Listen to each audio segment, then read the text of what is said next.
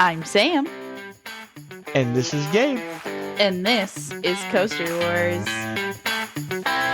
Alright, ladies and gentlemen, welcome back to the Coaster Wars podcast. For today, we are doing our final battle episode of Season 2. Yes, unfortunately, we are nearing the end of our podcast. Yes. I'm back! Yeah. Hi, guys. Yeah, hello. We actually managed to sit down and talk to each other like siblings. So he's here. We got an actual episode featuring Gabe. Unfortunately. So. Yeah. Don't say that. I probably got so much stuff wrong, and last week's episode is not even funny. I can't wait for you to listen to it and then just yell at me for everything. So it's gonna be fun. I'll make sure to do that. But this week, we're doing a battles episodes on mine and Gabe's most anticipated roller coaster of our 2025 Extravaganza. And basically last week was just like an overview of the lineups to kind of give you guys an idea of the pool of roller coasters we are picking from. And so me and Gabe have picked said roller coasters, and once again, we picked two coasters that in no other circumstances would ever be talked about in the same sentence. Yes, for sure. So we might as well just get into it. Why don't you introduce them? Do I use the old name or the new name? I don't like the new name. I'm going to use the old name. We'll use the old name for yours and use the new name for mine. What's the... What? You just introduce mine. It's fine. Oh, okay. I got it now. Okay. I figured it out. Don't worry. Okay. In the blue corner, standing at a max height of 305 feet and reaching a top speed of 90 miles per hour, hailing from the trees of Virginia and the Intamin Gym, it is Intimidator 305. In the blue corner, standing at a max height of 69 feet and reaching a top speed of 41 miles per hour. Also hailing from the trees of Virginia and the Mock Rides Gym, it is Reptilian. Let the fight begin. So, okay. Go ahead. I didn't realize these were at the same park until now. That was my bad on that one. That is hilarious. So the one, I figured we could start with mine because mine's a bit of the smaller ticket ride in this instance. And I really just picked this one because I just want to ride one of these bobsled coasters, and we're going to ride two of them on these trips. Yes, we're going to ride a wooden one. Yes. And this one is a steel one. So it'll be really cool to see kind of both sides of the coin there. But what's cool is when we get into the history of just like bobsled coasters in general, they started being built in the 1920s, and they were called flying turns rides. And that's the one, because the other one we're going to ride is at Knoebels, and that's what the one at Knoebels is called. But after a couple were built in the 1920s, several models were built in the 1980s by both Intimate and Mock. The Reptilian we're talking about here today is a Mock one. Arrow also designed a couple of different versions, but a lot of them were torn down. Not a lot of them are standing anymore. The one we're going to ride at Knoebels is actually an in-house like replica of the old wooden ones built in 2013. So it's gonna be really cool. I'm so excited because the whole concept of a bobsled coaster is that it does not have a track. It's just like an open, either wooden or steel slide that you're just rolling down, and it's such a bizarre concept because like part of the whole like engineering of a roller coaster is that it has a track that it runs on. So I think this is gonna be really kind of crazy to experience. Yeah, I think the biggest thing about these roller coasters is just the visual aspect of them, because they don't really look like anything else out there. Mm-hmm. And they're definitely catch your eyes whenever you see one at an amusement park. And then usually these are associated a lot with like G-forces just because of the tight turns they can handle. Mm-hmm. And then obviously giving that natural experience of basically riding a bobsled. So they're just very interesting, unique attractions whenever you find one of these at an amusement park. and definitely exciting to get on because they are becoming a little more rare. I know they just took the one out at Texas. I don't know if it was at, I think it was at Over Texas is the one they just took out. So yeah, as these coasters get older and older, and they really haven't built very many of them, they are becoming more and more rare credits to achieve. Mhm. Yes. So, getting into Reptilian itself, it opened on March 26th of 1990 or 1988, excuse me, at King's Dominion. It is a mock rides bobsled. It has a top speed of 41 miles per hour, top height of 69 feet. And when I get into the history, why we had that hiccup in the beginning is because in 2022, King's Dominion created a new section of their park called the Jungle Expedition. It's why I-305 was also rethemed as Pantherian now. So, but this was originally Avalanche. And it was themed like a snowy mountain, and they ended up repainting it and redesigning the trains, like just the look of them to be look like crocodiles or something. I am a little bit peeved though, because when I saw Reptilian and when you look at this track, because it is a bobsled, it looks like a snake to me. So I was like, oh, Oh Reptilian, yeah. like a python or an anaconda. And then I heard that the trains were modeled after crocodiles. And I'm like, well, that isn't as cool to me, but whatever. But getting into the layout of this ride, it is quite simple. It's not that long of a ride, but it's a slight left out of the station that brings you into the lift hill. It looks, from this perspective, it looks really similar to a regular steel coaster. It's like a regular lift hill. It's got a chain that brings you up to the top. But once you drop off, that is off the tracks and you're on what I call the sled run, which begins with the descending helix to the left. You then have a straight section that ascends slightly and then descends into a combination brake run and tire drives. It was really cool to see this.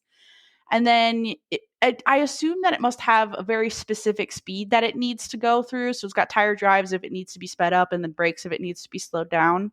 And then drop into a banked left turn, a banked right turn, and then another banked left turn, because that's basically what this ride is. Like Gabe said, it's a lot of G forces in those corners, and then you head into a right helix that then ascends into a left helix that literally begins at ground level. So you enter with a lot of speed, and exiting that final helix, you head into those final brakes and you're back on track.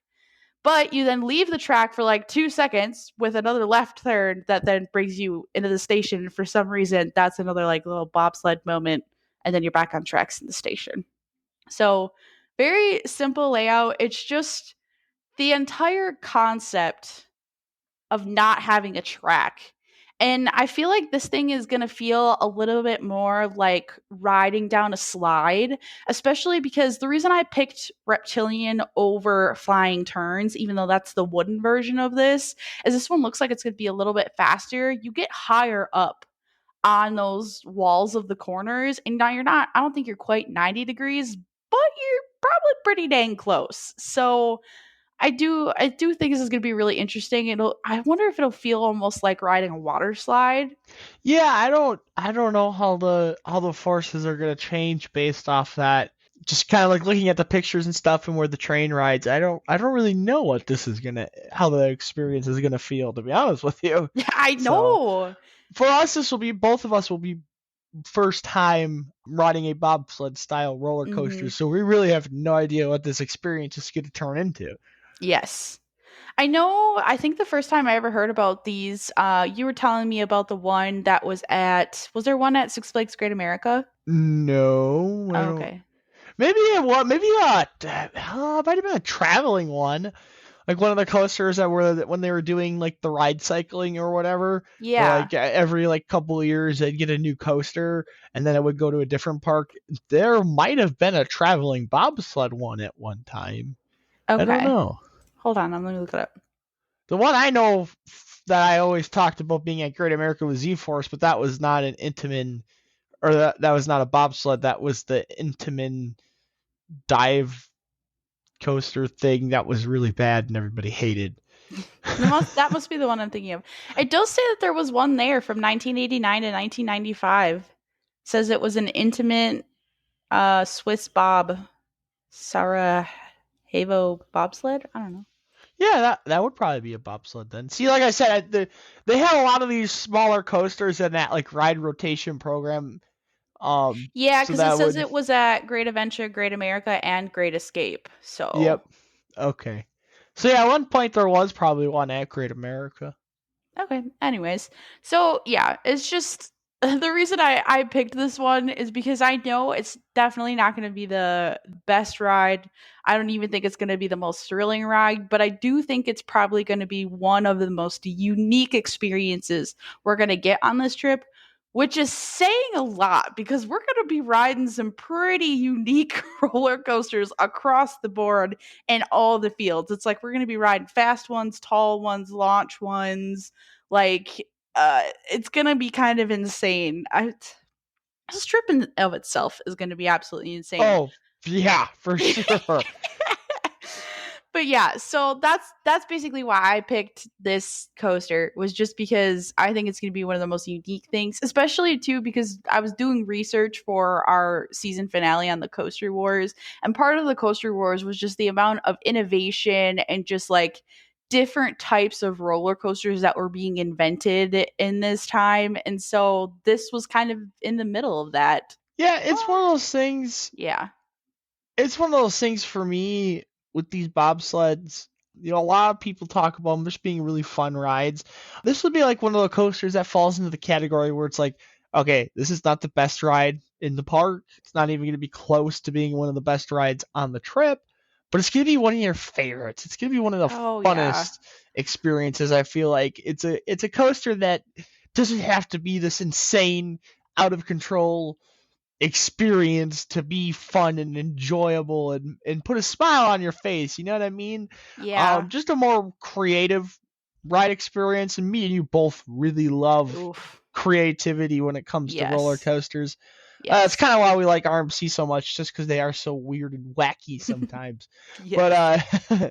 this bobsled style roller coaster, and then like I said, for us, it'll be the first time we've ever been on one. Oh So yeah, brand new um, experience for both of us. I think it'll be one to remember on the trip. Personally, I really do. Even though it's not, like I said, it might not be the number one coaster we ride, it'll probably be something that we actually remember and look Mhm. back upon as enjoying our ride experience on it. And who knows, maybe we'll even like it enough we'll have to be like, well, we got to come back and ride it again. So, Exactly.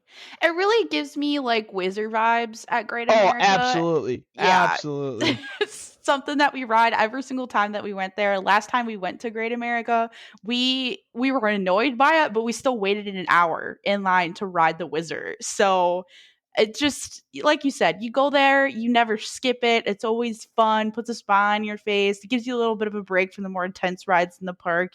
And it's just a lot of fun. And I do think I agree with you that we're gonna definitely probably remember them for a long time. So it makes me very excited for this whole trip. Another reason to look forward to our trip, not to mention the other 119 reasons, but I It's a ridiculous don't number. know, it is kind of, some of them are re-rides, but a lot of Mm. them are going to be new coasters, which is very Well, yeah, exciting.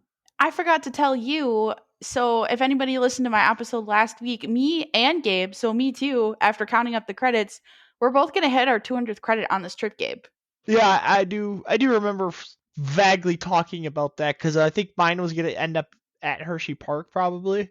Yeah, and mine is going to actually end up at King's Dominion, I think. So, we might have to try and plan it out that I-305 is my 200th because that would Oh, be I thought you cool. were going to say Reptilian, but I love Reptilian, but I would really love if it ends up working out. We'll have to make sure we're counting credits the entire time. But if I oh, three I hundred five will could be. be my 200th, it would I be will freaking be awesome. every park we go to. I'll be adding my credits to my credit count so I can keep very close track. So when it comes time to talk about that 200th credit, I can make it something special. Yes.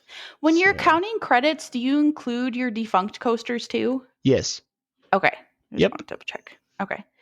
Well, with that, since I've mentioned it by name now, and it is your pick for this battles episode, why don't you get into I-305 for us? Pantherian.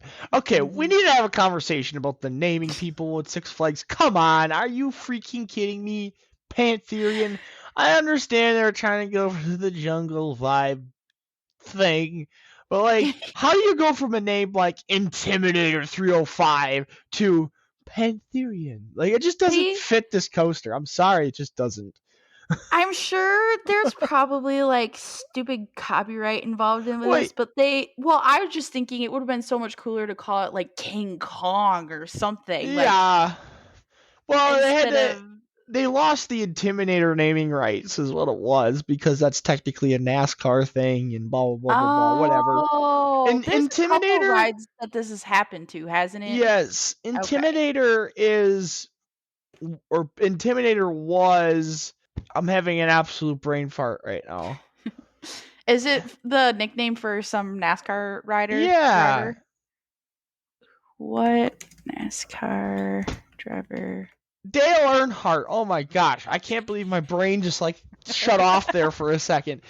Dale Earnhardt Okay. Sr. drove the number 3 car, and his nickname was the Intimidator. So Okay. when they built this coaster, along with the one at Carowinds, they named them Intimidator after him. And they actually, at one point, the theming on the cars were like just painted exactly like his car. And so somewhere along the way, in the last year or so, they've lost the naming rights, and that's how you get names like Thunderstriker and Mhm. Pantherian, because Six Flags sucks at naming roller coasters. We've had this discussion so many times. I think the biggest example is like the 5 million coasters they have named Goliath in their Yeah, domain. yes, Like, for sure. seriously, just sit down and have a meeting and then invite in like one 12-year-old. He can come up with better names than this. But anyway, so Pantherian, also known as Intimidator 305, is an Intamin Giga coaster. This is the second installment of a Giga from Intamin here in the United States. And it is supposed to be the better of the two. Obviously, that is widely debated depending on your opinion of Millennium Force. But Intimidator is known as the most intense coaster on planet Earth. So Okay.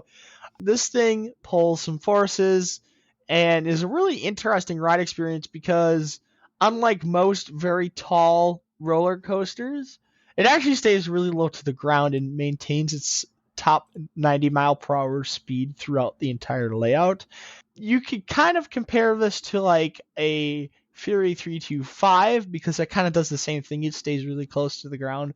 The difference is that Fury's second element is still very tall. You know what I'm saying? And you Mhm. still have the treble clef element in there, and you still have the straight up airtime hill element in there, which does pull some speed out of the ride experience. Where this does has like one airtime hill, and then the rest is like really really close to the ground, and that's what creates a very unique ride experience that this coaster is. Yes. So I just looked it up. According to Google, I-305 pulls 4.5 Gs. And I just looked it up to compare it. Millennium Force apparently also pulls 4.5 Gs, but I feel like that would only be on the initial pullout for Millennium Force. I imagine on I-305, there's probably multiple turns in that thing that pull the 4.5 Gs. Because Yes, for peas sure. and crackers. That was one of the ones I watched the POV for our last episode, and that's basically what I said. I was like, you basically drop off this 300-foot lift hill and then don't go over, like, I swear to goodness, 75 feet off the ground. You, like, literally on top of the ground the entire time, which is crazy, and it has super whippy transitions, and you're going one direction, and then you're quick flipped in the other direction, and it does have doesn't it have some airtime hills towards the It end, has but there's like two. exactly. And they're still like super small. They're not like big drawn out elements. So you just freaking fly over them probably at like 80 or 90 miles an hour. This coaster is kind of a wild card because depending on how it runs and how it feels, this could be a top 20 coaster or a number 1 coaster. Like, you get Oh what I'm damn. saying? And it really depends on your, I think, your tolerance for G forces and what you prefer to ride experience. But for me, I think this is a potential number one. I really do. Mhm. Like You're so excited for this this thing. I already might know. dethrone Iron Gwazi, which is saying a lot about a roller Yeah. coaster. Yes, it is. My gosh. So I grayed out on Millennium Force on that initial pullout after the drop. I am fully prepared to gray out on I-305. In fact, I'll be disappointed if I don't. Yeah, So for sure. But with that, I can dive into this insane layout. So this roller coaster has the lift hill right out of the station because it is a cable lift, patented Intamin cable lift. Mhm. So you get to the top of that massive first drop, you get a good view of the trees. After that, you drop down 300 feet and you go immediately into a banked right curve. But this is basically at the top speed of the roller coaster Yeah. and is like on the ground. As you continue through this bank curve, you actually start to ascend towards the air. You then straighten out your banking and you pop up into an airtime moment directly under the lift hill. So you basically did almost a full, it's like 270-degree turn. You go pop up into a straight up airtime hill and then you dive towards the ground and bank to the left. You go through a gentle banked left curve before popping up into a very short and intense airtime moment. You then bank back to the left and go all the way towards the ground and do a full 360-degree helix. And this is where you enter one of the transition moments. Now, most roller coaster transmission moments are not very notable, but this one is. It is so whippy. It actually has been known to give airtime because it is such a whippy moment. So then you are basically banked all the way to the left, and then in this moment you switch really fast and you bank to the right, and then you go through a right banked curve. After that, you then switch back to the left and then back to the right. So it's like back to back to back turns there with transitions in between. You're then banking to the right and you go through another airtime hill moment. So this would be the second one on the ride. And this is underneath the first one, which is really neat. You then dive back towards the ground before heading into another small airtime pop, which then sends you into a banked right curve. And this then hits a transition, banks back to the left, dives towards the ground, and then you hit one more transition moments, and then you roll into the final breaks. So it is a very simple layout. It is a very quick layout. However, it is 5,000 feet of track. Yeah. That's the So other thing. they throw a lot at you in that 5,000 feet of track, but you do really roll through it pretty quick because you maintain your 90-mile-per-hour speed throughout a good portion of this layout. Oh yeah. It baffles me that this thing exists, and I like, so as of now, me and Gabe have ridden quite a few giga coasters, and it really is like absolutely nothing else that you've ever seen. And it's I can't wait to ride this thing. It looks so Yeah, cute. it's really those transition moments that I'm very, very excited for because this is Yeah. basically like they took Maverick and then just made it a lot taller and a lot bigger and a lot faster. It's going to Yeah. have the same kind of effect where when you hit those transition moments, instead of being just a transition piece of track, it's actually such a quick moment, snappy, whippy moment that's going to deliver an airtime force because it is so snappy. And that's what I'm really excited for. It's not even the G forces; it's just hitting those transitions at 90 miles per hour. It's just going to be so much fun. The other thing too, I was going to mention real quick is that we're going to get Giga completion here in North America on this trip. Really? Yes, we will have ridden every single Giga in North America Holy cow, that's crazy. I because didn't we're know going to that. get Leviathan at Canada's Mhm. Wonderland, and then we're going to get this one, and then that'll be them all. Because we'll have Dang. Millennium Force, we'll Mhm. have Fury 325, we'll have Intimidator, we'll have Leviathan. That's all of them, I think. The only one I can think of is Orion, but that's if you count that as a good Oh mount. yeah, well we've ridden Orion too, so Yeah, that's yeah. the one I was forgetting was Orion. Sorry, Orion. Yeah. Always forgotten, poor guy. So the other thing I wanted to point out with this is so I-305 was basically built in a field. Like they cleared out all of the trees and it's all grass around it. And we talk about how sometimes having trees closer to a ride makes it feel faster. Well, on this one, I really don't think it's gonna need it. it's gonna No, be for sure. it's going to be so freaking fast that you do not need the illusion that it is going any faster. And the other thing I wanted to point out with this ride too is it has a reputation for being so intense that a lot of the times, a lot of the GP actually doesn't like this ride. Yes. Where, like Gabe said, coaster enthusiasts really love it because of how intense it is. So me and Gabe are probably going to love the crap out of this thing when we go and ride it. So Oh, I think it's going to be a very, very fun and enjoyable ride experience, but it is going to be a violent one. yes. It's not going to be a comfortable ride experience. I definitely don't foresee this being a very re-rideable coaster as well.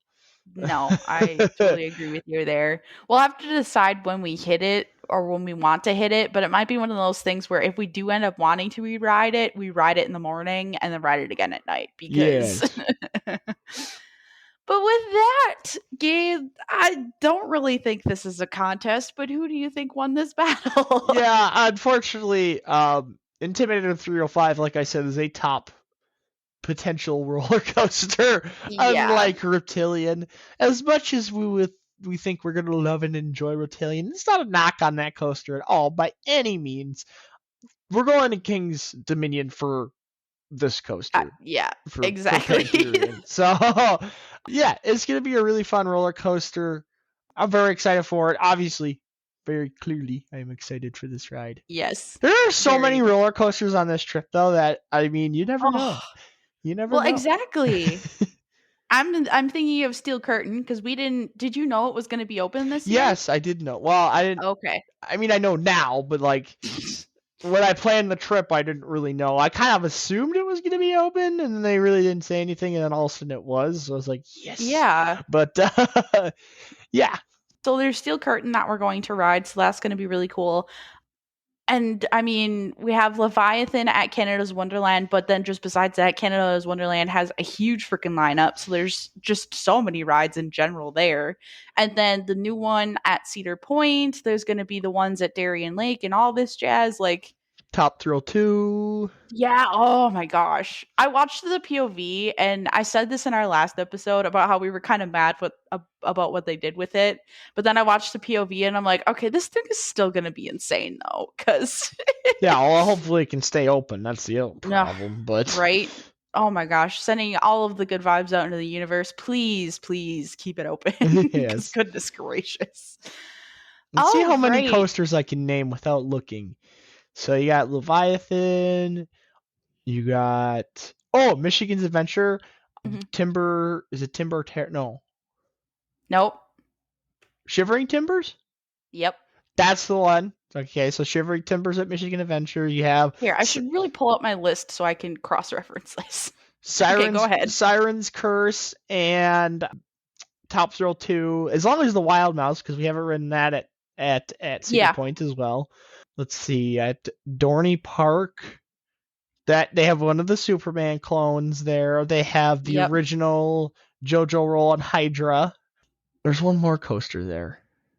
Oh boy. I'll circle Where's back. Dorney? I'll circle back to that. Or does Darien Lake have Hydra?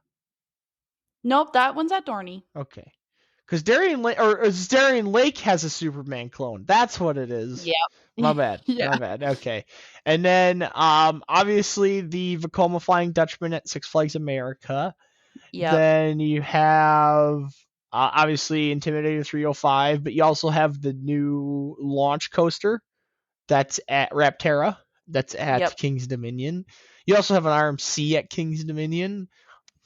And then we got Knoebels is going to be Phoenix. Phoenix at Knoebels is supposed to be one of the best roller coasters on the planet. You have Hershey Park. Oh my God, how am I forgetting about Hershey Park? You got Wildcats Revenge, Sky Rush, Candemonium, Comet. There's a I lot got there. Knoebels wrong. What was Knoebels? So I thought the big ticket one there was going to be Twister. That one's going to be fun too. Yes, but the one that everybody Okay. talks about is Phoenix. Okay. Yes. And then you have Pantheon. Yeah. Yep. You have Pantheon. You have the Big Bad Wolf's Revenge. You have Yep. Verbolten. This is going to be very Yep. fun. Alpine Geist, the world's tallest invert, is Oh, there. I don't know. It was the tallest. Yeah, I think it's overrated. That's why I don't talk about it a lot. But okay. That's a minority opinion, apparently. You also have the Loch Ness Monster, which is going to be awesome. Absolutely a blast. And then you have the Phantom's Revenge and Steel Curtain. And then we have King's Island, which is all going to be rerides, but that'll still be fun. So it'll still be Mystic awesome Timbers, the Beast, Diamondbacks. Okay, hold on. I always forget how good King's Island's lineup really is. Like, let's be honest here. Yes. Not to mention the Racer, which like started the freaking Coaster Wars. So. We're gonna reride Magnum XL. Oh my god, yes! Sorry. You said Coaster Wars, and that's immediately where my brain went. I was like, yes, we're gonna reride Magnum. All right, we better pause it there because that's all season finale content. Yes, we are gonna record that episode. It will be our season finale. You guys will get that episode. It will be coming out. So this episode comes out June 20th. Our season finale will be coming out on the 27th. And just as always, keep an eye on the socials. So our TikTok is going to be where we're putting out videos while we go on our roller coaster extravaganza. And then that is also our socials as well. You'll find content on when we're coming back. I think we said maybe November, but we don't really have a specific date for you. We'll figure that out. It's going to be a little bit later than we initially thought just because we ended so late into summer already. Yes. So we're going to probably push that off at least until after Halloween.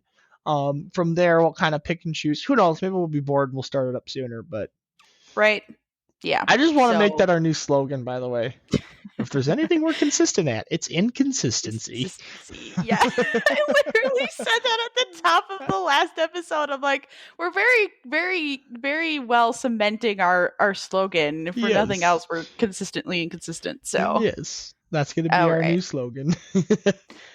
But thank you, everybody, for listening to this episode. Join us next week for our season finale, A Coasters 101 on the Coaster Wars. And we hope you all have a great day.